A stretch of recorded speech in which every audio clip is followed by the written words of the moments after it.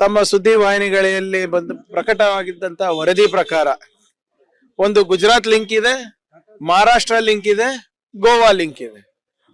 ಮೂರರಲ್ಲೂ ಕೂಡ ಯಾರ ಸರ್ಕಾರ ಇರೋದು? ಗುಜರಾತ್ ನಲ್ಲಿ ಬಿಜೆಪಿ ಸರ್ಕಾರ 25 ವರ್ಷದಿಂದ ಇದೆ. ಕಳೆದ 10-15 ವರ್ಷದಿಂದ ಮಹಾರಾಷ್ಟ್ರದಲ್ಲೇ ಅವ್ರ ಸರ್ಕಾರ ಇದೆ. ಗೋವಾನಲ್ಲಿ ಕೂಡ ಅದೇ ಪರಿಸ್ಥಿತಿ. ಈಗ ಇವೆಲ್ಲನೂ ಕೂಡ ಹೇಗೆ ಸರ್ಕಾರದ ಮೂಗ್ ಕೆಳಗಡೆ ನಡೀತಾ ಇದೆ?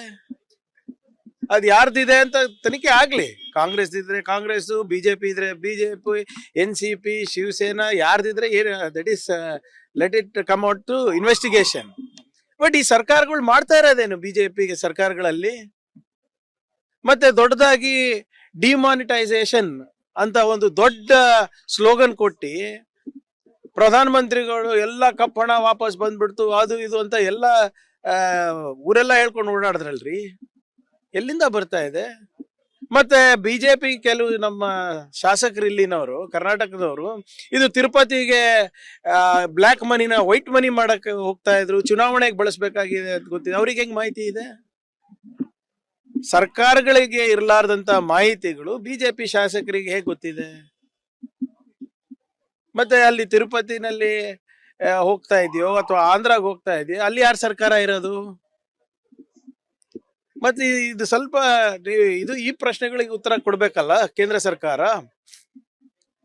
ಯಾವ್ದು ನಿನ್ನೆ ಇವತ್ತು ನಿನ್ನೆ ನಮ್ಮ ಪ್ರಧಾನ ಮಂತ್ರಿ ಅವರ ಭಾಷಣ ಮನ್ ಕಿ ಬಾತ್ ನಲ್ಲಿ ನೀವು ಕೇಳಿದ್ರಿ, ಜೆನ್ಜಿ ಅವರಿಗೆ ಯಾವ್ದೋ ಭಜನ್ ಕ್ಲಬ್ಬಿಂಗಿಗೆ ಈಗ ಒಲವು ತೋರಿಸ್ತಾ ಇದಾರೆ ಅಂತ. ಅದ್ರ ಬಗ್ಗೆ ಮಾತಾಡ್ಲಿಕ್ಕೆ ನೋಡ್ಲಿಕ್ಕೆ ಟೈಮ್ ಇದೆ, ಪುರ್ಸೋತಿದೆ ಪ್ರಧಾನ ಮಂತ್ರಿಗೆ. 1000 ಕೋಟಿ ರೂಪಾಯಿ 400 ಕೋಟಿ ರೂಪಾಯಿ ಟ್ರಕ್ ನಲ್ಲಿ ಹೋಗ್ತಾ ಇದೆ ಅವ್ರ ಸರ್ಕಾರಗಳಲ್ಲಿ, ಅದು ಗೊತ್ತಿಲ್ವಾ? ಇದಕ್ಕೆ ಯಾರು ಉತ್ತರ ಕೊಡ್ಬೇಕು? ಹೋಮ್ ಮಿನಿಸ್ಟರ್ ಅವರೇ ನಿದ್ದೆ ಮಾಡ್ತಾ ಇದ್ರೇನ್ರಿ? ಅಮಿತ್ ಶಾ ಅವ್ರು ಎಲ್ಲಿದ್ದಾರೆ ಇವಾಗ? ಮಿಕ್ಕಿ ಟೈಮ್ನಲ್ಲೆಲ್ಲ ಬರೇ ಚುನಾವಣೆಗೆ ಮಾತ್ರ ಇವರೆಲ್ಲ ಕಾಣಿಸ್ಕೋತಾರಲ್ಲ, ಚುನಾವಣೆ ವೇದಿಕೆ ಮೇಲೆ ಕಾಣಿಸ್ಕೋತಾರಲ್ಲ. ಇಂಥ ಉತ್ತರ ಬಂದಾಗ ಕಾಂಗ್ರೆಸ್ನವರೇ ಉತ್ತರ ಯಾಕೆ ಕೊಡ್ಬೇಕು? ಬಿಜೆಪಿ ಅವರೆಲ್ಲ ಹೋಗ್ತಾರೆ, ಕೇಂದ್ರನೂ ಅವ್ರ ಕೈಲೇ, ಎಲ್ಲಾ ರಾಜ್ಯ ಸರ್ಕಾರವೂ ಅವ್ರ ಕೈಲೇ. ಅವ್ರಿಗೆ ಕೇಳಿ ಏನಾಗ್ತಾ ಇದೆ ಅಂತ.